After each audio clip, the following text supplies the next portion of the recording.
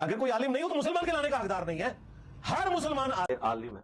عالم میں کہہ رہا تو جاہل آدمی, میرے پاس کوئی ڈگری نہیں. کیا آپ بھی علی بھائی ایسے آپ جیسے علماء بھی جو ہے وہ عقل مند لوگ صحیح بخاری کا دفاع کریں گے؟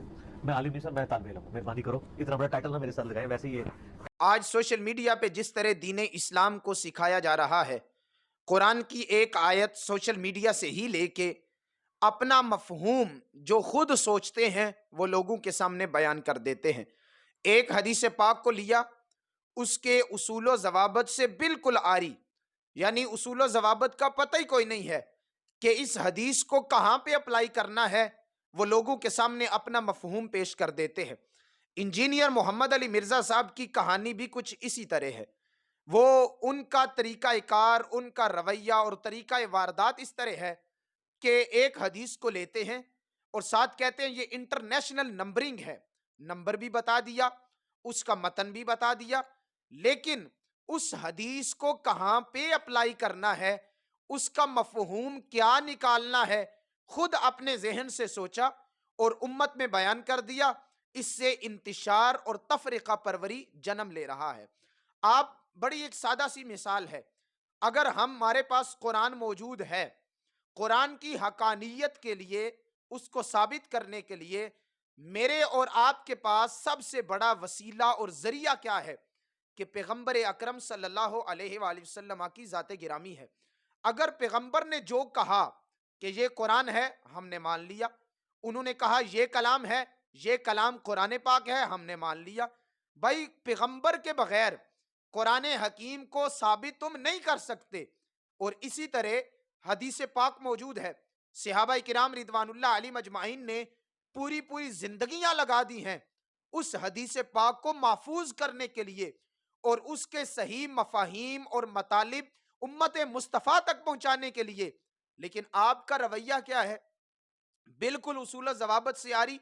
حدیث پاک کی اس کی بے شمار اقسام ہیں, حدیث پاک کے اقسام سے آری, ہر ایک کو حدیث بنا کے امت کے سامنے پیش کر دیا جاتا ہے. یہ رویہ نوجوانوں میں ایک اضطرابی کیفیت پیدا کر رہا ہے اور یہ رویہ بالکل غلط ہے. صحابہ کرام رضوان اللہ علیہم اجمعین آپ جو حدیث بیان کرتے ہیں, آقا کریم صلی اللہ علیہ وسلم کے جو الفاظ آگے بیان کرتے ہیں, صحابہ کرام رضوان اللہ علیہم اجمعین کی پوری زندگیاں لگتی ہیں. اگر آپ دین اسلام کو بیان کرنا چاہتے ہیں, سیکھنا چاہتے ہیں, تو بھائی 2 دن کی زندگی سے یا 3 دن کے جو ایک مختصر ٹائم پیریڈ سے آپ دین اسلام کو سیکھ کے لوگوں کے سامنے بیان نہیں کر سکتے, بلکہ آپ کو ٹائم لگانا پڑے گا, آپ کو محنت کرنی پڑے گی.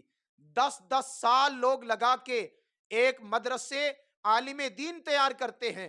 آپ 2 دن میں بیٹھ کے اور بس قرآن کی ایک آیت پڑھ کے, حدیث پڑھ کے لوگوں کے سامنے اپنا مفہوم پیش کر دیتے ہیں. انجینئر صاحب کا سب سے بڑا بنیادی مسئلہ یہ ہے, وہ حدیث کو جانتے ہیں, حدیث کا نمبر جانتے ہیں, لیکن حدیث کے اصول و ضوابط نہیں جانتے کہ اس حدیث کو کہاں پہ اپلائی کرنا ہے اور اس کی کتنی اقسام ہیں, کون سی حدیث قابل قبول ہے اور کون سی حدیث قابل قبول نہیں. بس ہر بندہ کہتا ہے وہ قرآن و حدیث کی بات کرتے ہیں. یہ اصل میں امت کو گمراہ کرنا ہے, یہ نوجوانوں میں اضطرابی کیفیت کو پیدا کرنا ہے. اس لیے اگر آپ نے دین سیکھنا ہے تو ایسے لوگوں سے سیکھیے جو لوگ محنت کر کے آگے آ رہے ہیں, جن لوگوں کو قرآن اور حدیث کے اصول پتہ ہیں.